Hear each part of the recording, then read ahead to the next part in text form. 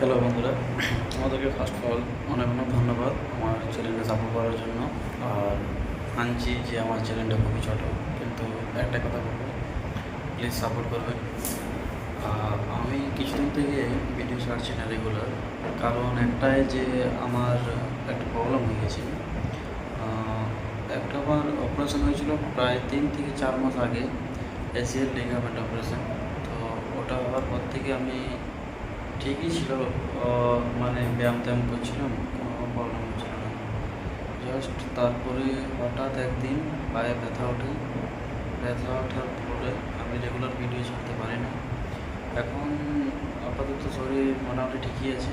তো আশা করি ডেলি প্রত্যেক দিন না হলেও সপ্তাহে 1 থেকে 2টো হলেও ভিডিও আমি আপলোড করবো।